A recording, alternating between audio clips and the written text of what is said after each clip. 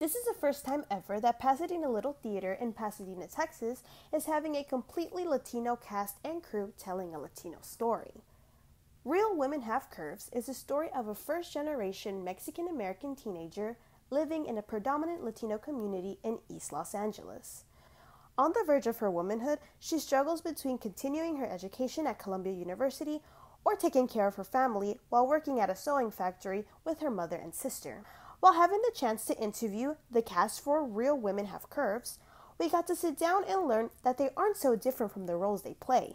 This role in Pancha, the way she speaks, is, well, I don't know why you do this, and I don't know why you do that, but then she's got the soft side in her, and a lot of stuff that I experienced as well.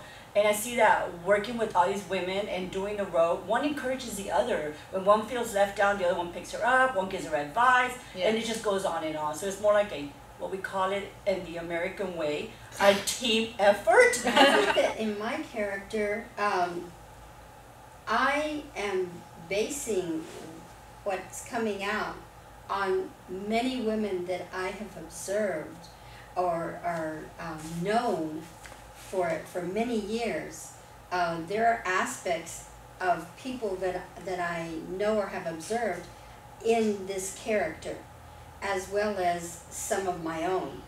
But I would say that for me, I have this privilege of presenting this woman on the reality of many others who are real. I mean, other women who are real.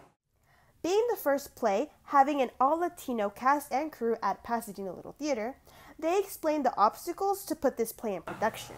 So I submitted Real Women Have Curves after I found it, and I fell in love with it because it's about these 5 chingona women that are just like, we don't care, we're going to do this, and nothing is going to stop us. So this story was very, I thought, important for me to tell. And I submitted it, and it went to the play selection committee, which my mother is on.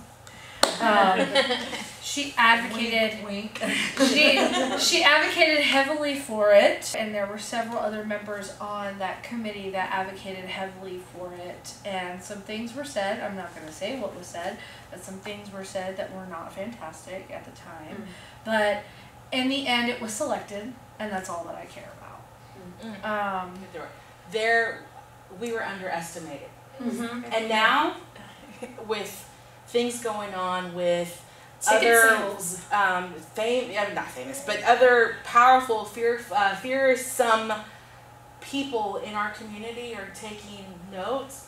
Eyes and ears are perking up. Now they're going to know that we're a force to be reckoned with, and we should never, ever be pushed underneath the rug again. Because there is no underestimating us as women, as Latinas, as a community, as a whole. And with such a heartwarming cast, they gave us advice on how to boost our confidence. When I was in high school, in my early years of high school, I was about 30 or 40 pounds heavier, and after I lost that weight, I noticed the difference, like how people treated me. Has told me this before. And I don't care about what I look like to other people. I don't care if I look stupid. I don't care if I look dumb or funny or whatever. I don't care if you think I look fat.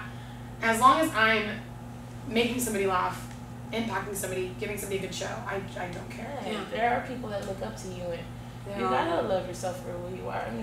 You're unique. Why not? You know, and it's just wonderful that there are people who are listening to your show or coming to see the play who are your ages that are saying, this is an issue that I'm not going to put up with. I'm okay as I am. If you have a problem with it, well, get out of my way. You know, you don't have to come around. I'm keeping on. Exactly. I'm surprised. Exactly. Some men like their women fluffy. True.